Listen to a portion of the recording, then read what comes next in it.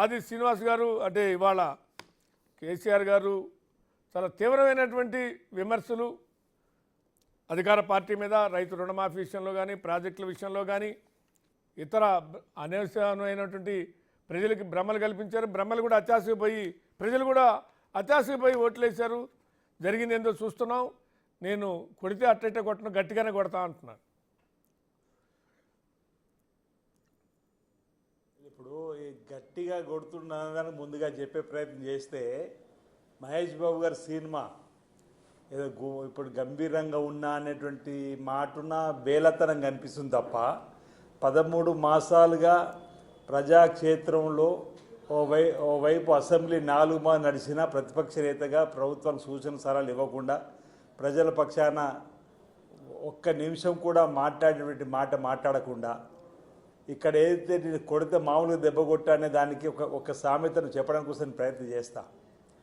బహుశా అత్తడనే సినిమా అనుకుంటా మహేష్ బాబు గారు, ఎవడు కొడితే మైండ్ బ్లాక్ అయిద్దో వాడేరా పండుగాడను వాడేర్ర బుజ్జో వాడేర పండుగ అనేటువంటి సామెత అవుతుందో అది ఆల్రెడీ కాంగ్రెస్ పార్టీ 13 మాసాల క్రితం పిసిసి అధ్యక్షుడు రేవంత్ రెడ్డి గారి నాయకత్వంలో కొడితే ఆ దెబ్బకు మైండ్ బ్లాకే ఫామ్ హౌస్కి పరిమితమై 13 మాసాల తర్వాత రామాయణంలో కుంభకర్ణుడి ఒక కథను కూడా విన్నాం. వారు హాయిగా నిద్రపోయి ఈరోజు లేచి ఈ విధంగా మాట్లాడడం ఇప్పటికే అసెంబ్లీలో ప్రజలు తిరస్కరించారు. ప్రతిపక్ష పాత్ర పోషించబట్టి ప్రతిపక్ష పాత్ర పోషించరు. అసెంబ్లీకి వచ్చి మీరు సూచనలు సలహాలు ఇవ్వంటే ఇవ్వరు. అదేవిధంగా ఈరోజు పాము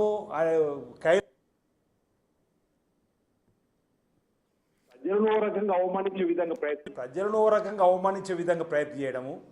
ఈరోజు ధనిక రాష్ట్రాన్ని అప్పుల కుప్ప రాష్ట్ర ముఖ్యమంత్రి బౌళ్ళు కష్టపడి రోజుకు 18 గంటలు ఉప ముఖ్యమంత్రి గారు మంత్రులతో రాష్ట్రాన్ని గాడిలు పెట్టే సమయంలో పంచాయతీ ఎన్నికలు వస్తున్నాయని చెప్పి దృష్టిలో పెట్టుకొని ఏదో 4 మాటలు వాళ్ళ కార్యకర్తలు ఉత్తేజ కోసం మాట్లాడేటప్పుడు తెలంగాణ సమాజం మీ కష్టాలు ఉన్నప్పుడు ఎందుకు మాట్లాడలేమని చెప్పని అడుగుతారు. ఎందుకు కేసీఆర్ అనుకోవడం మాకు అర్థం కాలే. ఏమనంటే కరెంటు కోతలు అంటాడు, కరెంటే లేదంటాడు. కరెంటు కోసం రోడ్డు ఎక్కిర్రా పివి గారు? మన ఈ 13 మాసాలలో ఎక్కడైనా నాణ్యమైన కరెంటు లేదని లో వోల్టేజ్ సమస్య వచ్చింది, కరెంటు వల్ల లో వోల్టేజ్ మోటార్లు కాలిపోయిన ఎవరైనా ఇక్కడ ఈ 13 సుమారు 61,000 కోట్లు రైతాంగాని కోసం ఖర్చు పెట్టిన ఘనత ఈరోజు కాంగ్రెస్ పార్టీ ప్రభుత్వానికి రేవంత్ రెడ్డి గారు సర్కార్ దక్కుద్ది.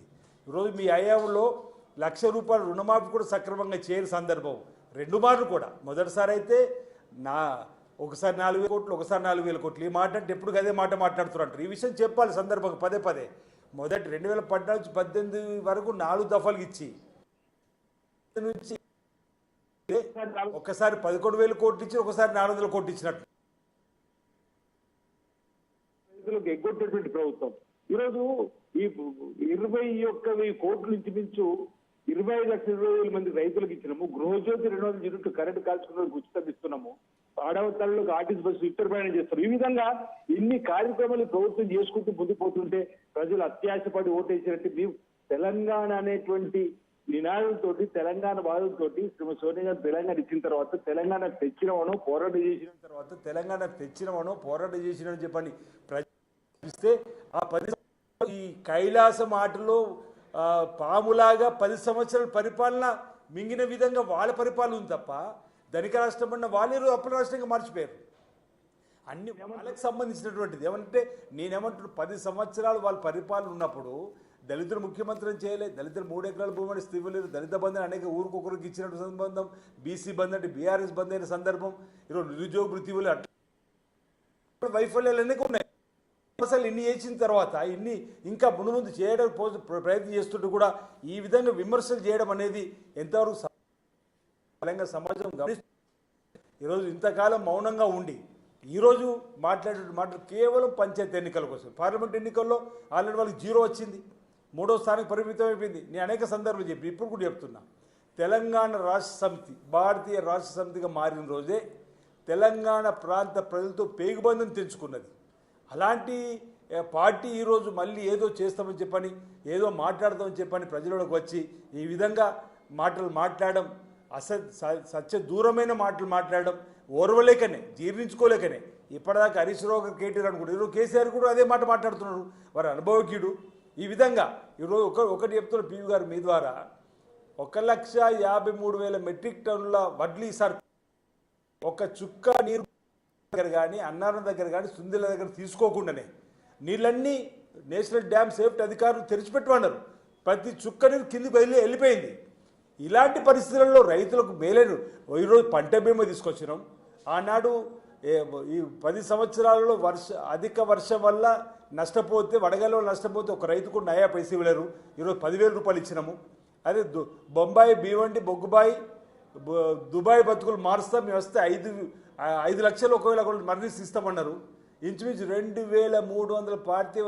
దేహాలు శంషాబాద్ ఎయిర్పోర్ట్ లెక్కల ప్రకారం ఇతర దేశాల నుంచి గల్ఫ్ దేశాల నుంచి వస్తే అన్నా పైసలు ఇవ్వలేరు ఈరోజు మనం ఇచ్చిన తర్వాత 5 లక్షల రూపాయలు ఇచ్చే కార్యక్రమం చేస్తున్నాం ఓవైపు స్పోర్ట్స్ యూనివర్సిటీ స్కిల్ యూనివర్సిటీ యువతకు ఈరోజు ఉద్యోగాలు ఉద్యోగ కల్పన నేతన్నలకు ఈ విధంగా మేమేమో ఈ విధమైన స్కిల్ యూనివర్సిటీను స్పోర్ట్స్ యూనివర్సిటీ ఈ విధంగా తీసుకొని వస్తే వాళ్ళు విద్వేషపు వాట్సాప్ యూనివర్సిటీని తెరిపించి దుబాయ్ కేంద్రంగా ఇష్టానుసారంగా ఈరోజు ప్రజలు తప్పుదో పట్టించే కార్యక్రమం చేస్తున్నారు ప్రజలు గమనిస్తున్నారు ఈరోజు కేసీఆర్ గారు ఇప్పటికైనా రేపు అసెంబ్లీ నడపబోతున్న క్రమంలో రావాలి అసెంబ్లీ నుంచో వారి యొక్క ఆలోచన విధానాన్ని ప్రజల పక్షాన్ని మాట్లాడితే మేము తప్పుపడతలేము కానీ ఈరోజు ఇన్ని రోజులు మౌనంగా ఉండి ఇప్పుడేదో మాట్లాడేటువంటి ప్రయత్నం చేస్తూ అబాండాలు వేయడం వారు మాట్లాడేటువంటి మాటలు ప్రజలు అవమానిపించే విధంగా ఈరోజు దాన్ని మేము తీవ్రంగా తప్పుపడతా ఉన్నాం రైట్ శ్రీధర్ రెడ్డి గారు అంటే అసెంబ్లీ ఇంకొక విషయం రైట్ వస్తాం అది చెప్పండి శ్రీనివాస్ గారు ఏంటి